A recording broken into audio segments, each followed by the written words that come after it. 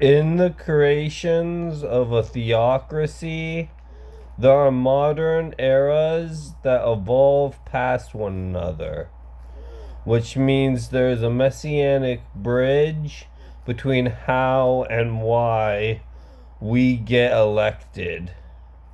So this election process has four fundamental features of jobs, which is the electoral process, which is kingdom, priestdom, presidency, and gerrymandering. So, under a kingdom, there is a forfeit claim that one has to make early on. And the earlier you make this forfeit claim, the earlier you compel your speech. So once you give up, not only do you claim your title back, you claim the right to be a kingdom. So this kingdom means that nobody gets to get past the walls of your city. It means you are a full autonomous human without respect to rights.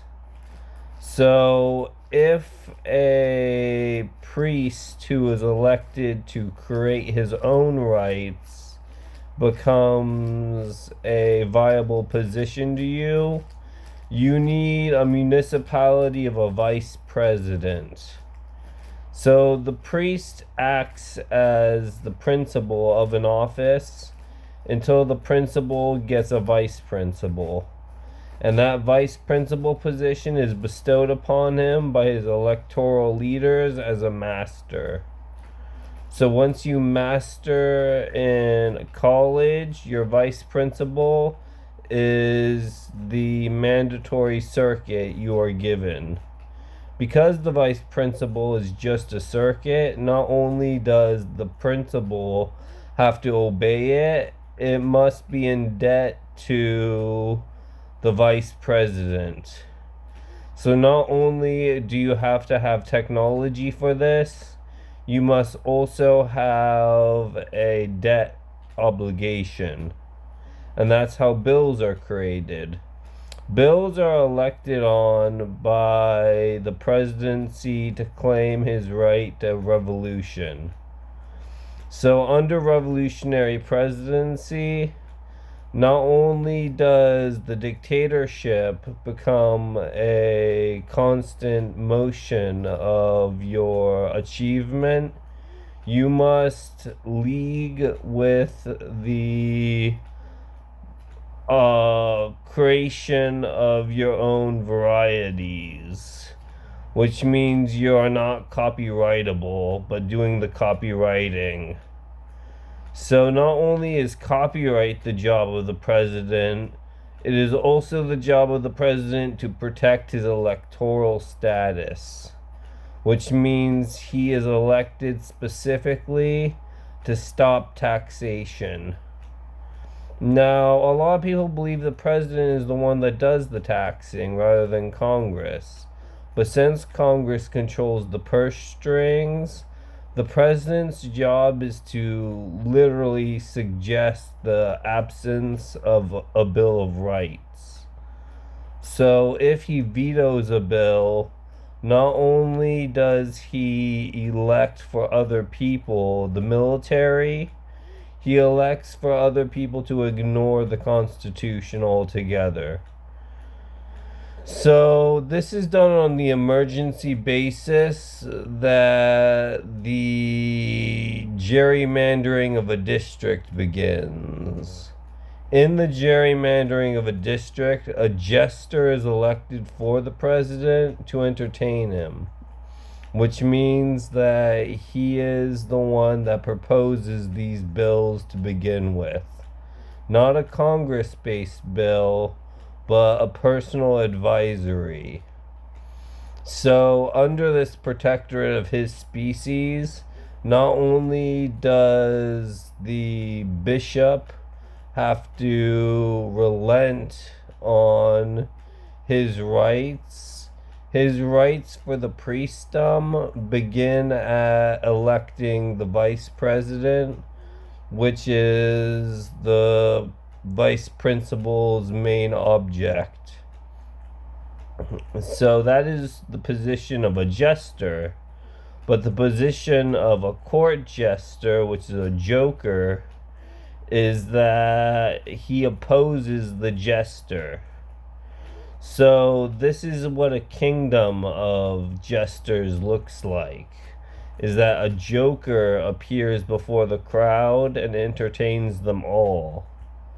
So if an all-together joke happens, they segregate into masses and they have a funeral rite for the people telling the joke. This is a burial status that nobody understands until they are given the seat of Congress.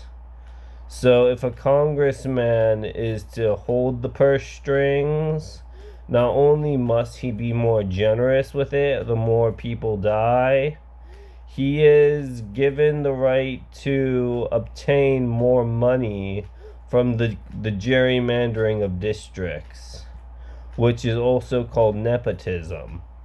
So since the presidency is there to stop nepotism, not only does the ability for them to fight fascism stop when the Bill of Rights comes out, the